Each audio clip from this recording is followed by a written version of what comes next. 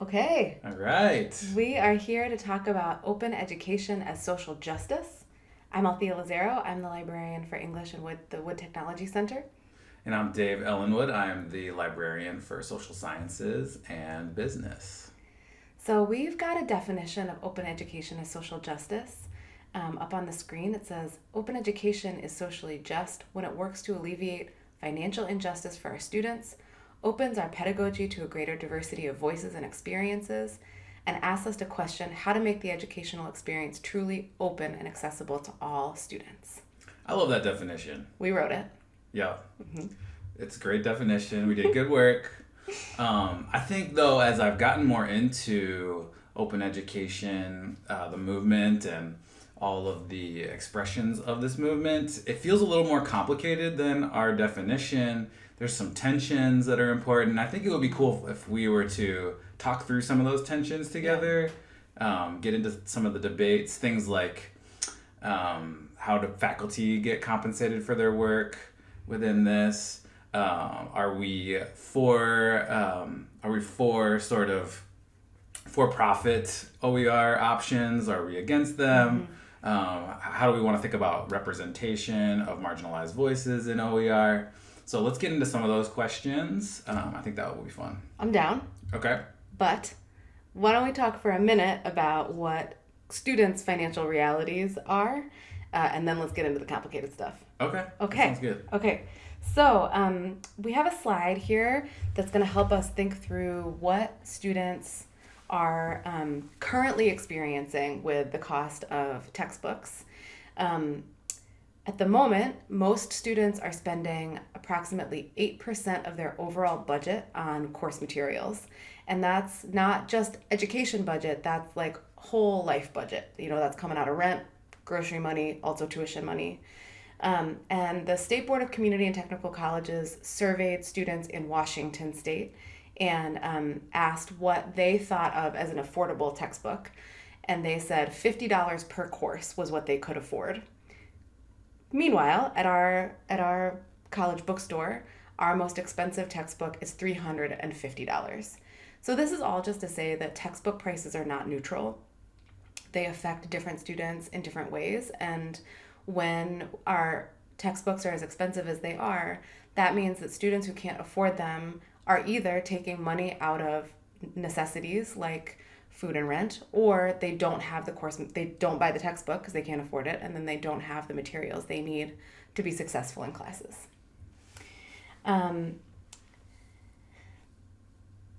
There was some research done on what the relationship was between open educational resources and student success.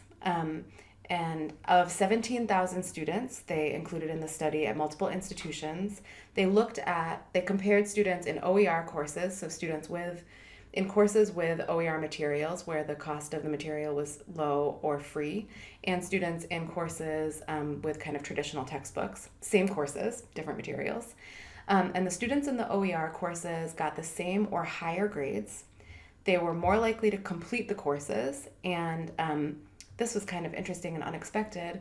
Students enrolled in higher credits the following term after being in a class with OER texts. The author's explanation for this was that because students were starting the quarter with their full textbooks, because they weren't waiting to get it from Amazon for really cheap or going without it for a couple of weeks until financial aid went through, they were able to stay up on the material in the courses from the beginning. They never got behind. And they had everything they needed to succeed. And also that they had money left for tuition the following quarter, and they were able to, and therefore able to afford to enroll in more credits. Plus they passed their classes. So I think that can make, what that says to us is that it can really make a big difference for student success when we make these OER transitions. Locally, Tacoma Community College has made a big push on including OER materials in their courses. And the students enrolled in courses with OER materials were 40% of the overall student population, but they accounted for 47% of the SIA completion points that were earned by the college. I don't know what that actually means, but our dean says that that's really important. I SIA think it's like completion Student points. Achievement Initiative. Yes. But beyond that, that's That as far sounds as right. I think it's a big deal. Yeah. Whatever it is, it's a big Yeah. deal. And just to think about what we can do as a college for students at Tacoma, where they've been working on this since 2012, you can see the numbers up on the screen about how much yearly students are saving. And in 2016-17, that was over $1 million just that year that they saved students in textbook costs. And I am proud to say that here at Seattle Central, we did our first year of OER course conversion grants. And in that 1 year, we gave out $10,000 worth of grant money. And we were able to save students $53,000 this coming year. That's a rough estimate. That's amazing. It's a big deal. That's really cool. Makes me feel proud. Yeah.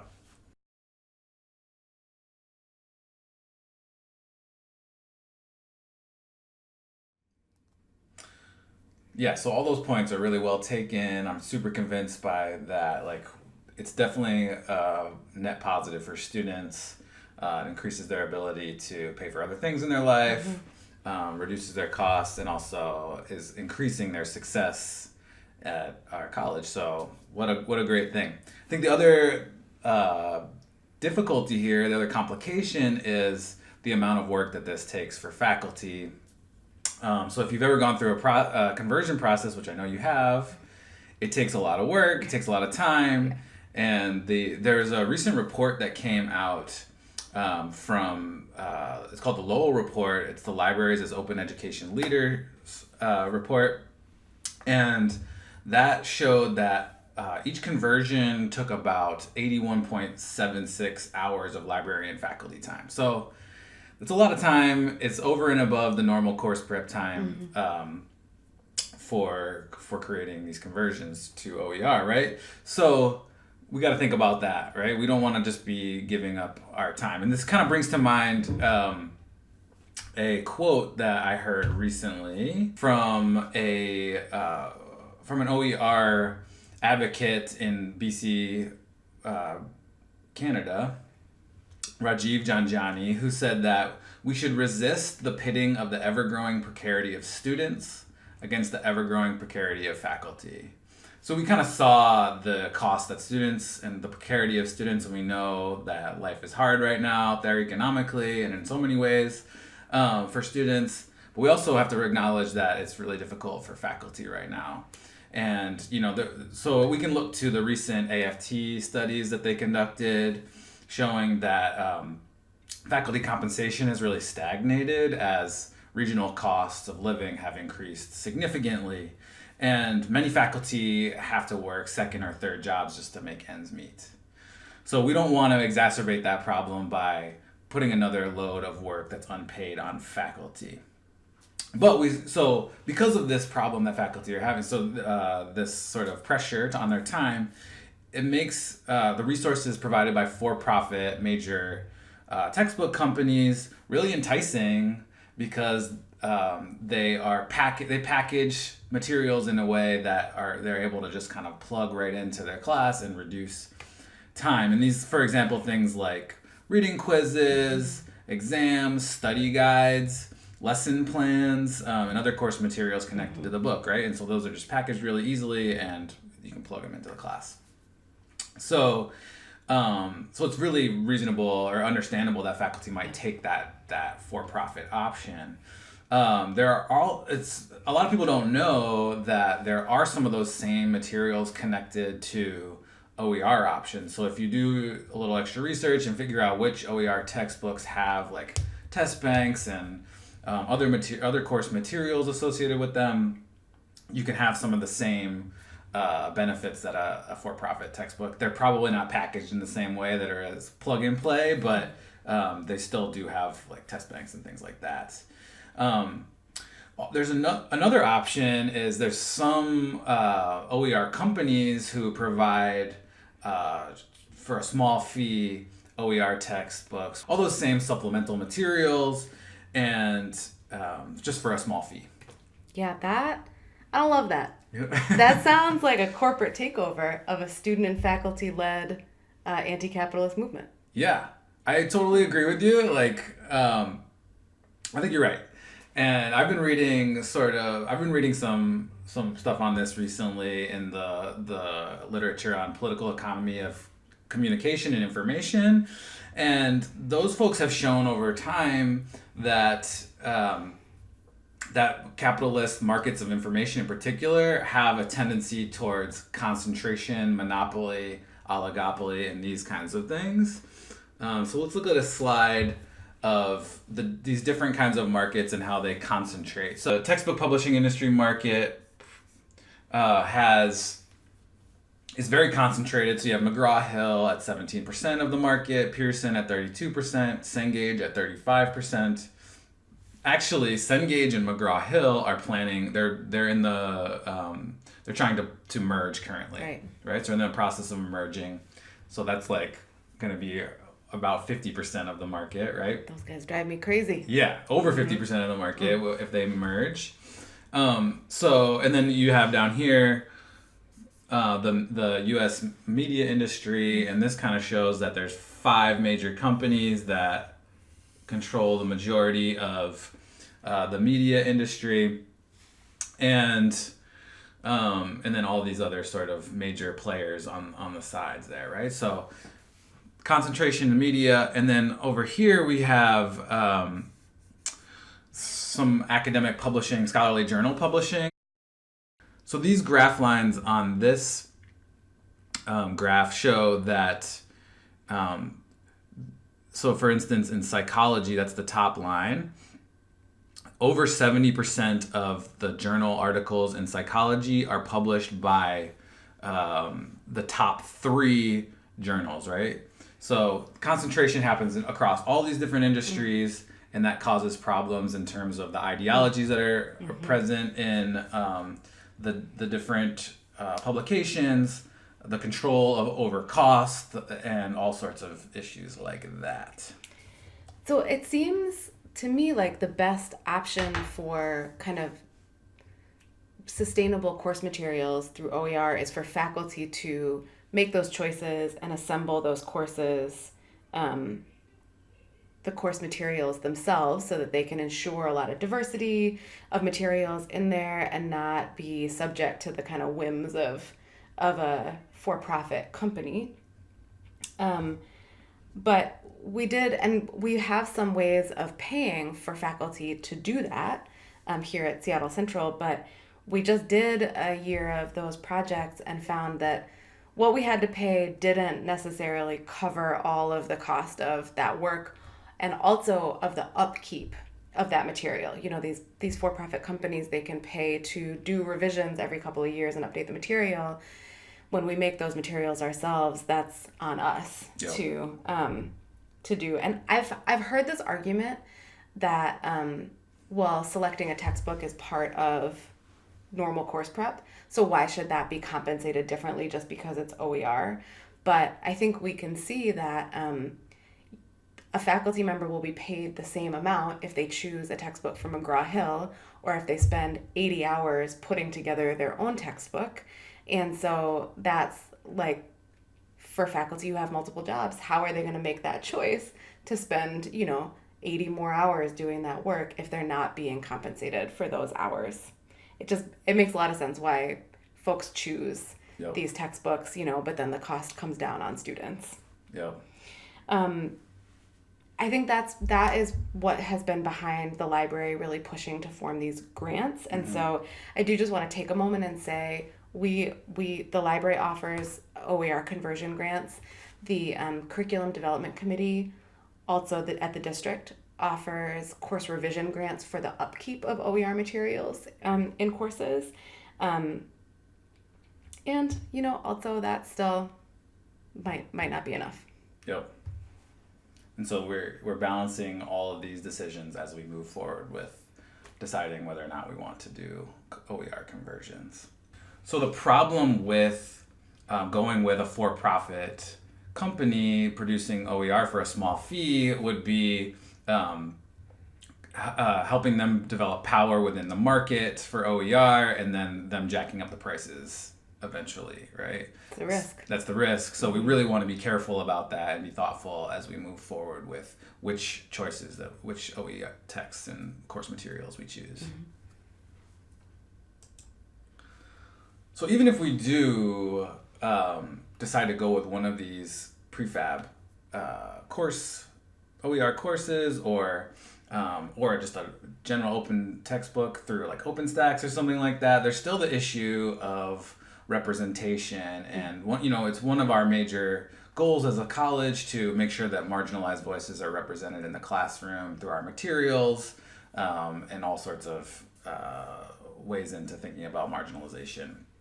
So this is a problem across publishing. So we've got this slide here of the publishing industry overall, and it shows that, white men, heterosexual, able-bodied are the dominant authors. And so their voices and their perspectives are being represented more than other folks. So this is a really big problem in mainstream industry of publishing. And this also is very similar in academic publishing. Mm-hmm. It's very the representation is about the same. And then we have no reason to necessarily believe that things would change in OE texts, right? So how are we going to address that? That's a major issue. Yeah, I think that if we really want to represent marginalized voices in our course materials, that means then even more time spent developing course materials that are highly inclusive and finding those and putting them together in a way that makes sense for students. There is one other aspect of open education that I think could contribute to opening up our classes to diverse and marginalized voices, and that's open pedagogy. So the notion of open pedagogy pushes us to think about access and openness in its broadest terms, from the kind of material accessibility of our course management systems and software to the openness of our assignments and giving students input and voice in the materials that they are working with. So that's kind of practically speaking, that means making assignments that ask students to find texts themselves to include or write texts themselves for future students. And that is a way of getting to the really local level of what representation means for our student communities. And we have a couple of examples of that to talk about. I worked on a project with Joel Shaver and Caitlin McClanahan in Research Writing English 102. They had been using a textbook called The Craft of Research, which was awesome, but a little expensive. And Joel suspected that his students weren't reading all of the book, so we took the most important pieces out of that and we incorporated it with citations into the course materials that they were giving students for free. And then they wrote some really interesting assignments asking students to reflect on their writing processes after they finished each assignment in the form of advice to future students. So cool. It's really cool. So students were giving writing instruction to the students who would come after them, and at the same time doing this metacognitive work of thinking about their own process. And we know that kind of reflection is really important for students to kind of cement their learning. I think you had a really cool project too, right? Yeah, so in the conversion grant that I worked on with Jaime Cardenas and Tracy Lai, we were working on History 136, early American history, and there's an issue with finding marginalized voices from those time periods in the textbooks, and that translates into the OER text as well. So even though we've put a lot of time into finding an OE text that is progressive and has all these different voices in it, we wanted to get more. So the assignment that we created asked students to go out and find primary sources from marginalized groups across the early American history period, and then collect them so that future groups of students can have access to those in some sort of collection. So really cool ways of getting around some of these problems using this open education technique. I like that too, because it resists the sort of homogenization of education that I think has been a trend for a long time. And I will say, while I think that's exciting, it's messy. Yes. And it demands a lot of students intellectually, so like this is another kind of possible incremental change to courses, because even though that kind of reflective work is really important for students, it's also really hard for them. Yeah. And so faculty are going to have to be dealing with all of the kind of creative chaos that comes out of that. I mean, I think also the reflective work is hard for students, and it's empowering to produce something that's going to have a lasting effect. Yeah. So it's that kind of balance again, the tension of moving students into their own power and and also reinvigorating our curriculum. And what it demands of faculty. Yeah. While that's happening. Yeah. All that. Yeah. Okay. So we wanted to represent these tensions through our discussion of the evolving nature of the OER movement. We don't know where it's all going. We're trying to shape it with you all, and hopefully these discussions help us think through how we want to act within this movement. So to recap, what we want to make sure people are taking away from open education social justice possibilities is that OER means a more affordable education for students. It means higher graduation and persistence rates for students, and it means the ability to pay other bills in their lives. OER also seems to mean more work for faculty, and we know that faculty are already underpaid for the work that they do. So there are some options to mitigate that amount of work, like the commercial OER companies, but like Dave talked about, there are some serious problems with them, like the possibility that they won't be so affordable for long, like the kind of non-representation of full perspectives of marginalized voices in the materials. So open pedagogy is the most radically open option that faculty can take, but it may not always be realistic quarter to quarter, and it may not all be possible at once. That might be an incremental process that faculty follow to get there eventually. And then lastly, there are some ways to pay faculty for their hard social justice work through OER. And that's library open education grants that we're hoping to keep offering, curriculum revision grants for the upkeep of OE material, and let's always keep in mind that if this is really an important priority for faculty and for administrators, since this contributes to persistence rates, that we can collectively agitate at the college and the state level for more resources to fund this kind of work. That's a long game, but let's play it.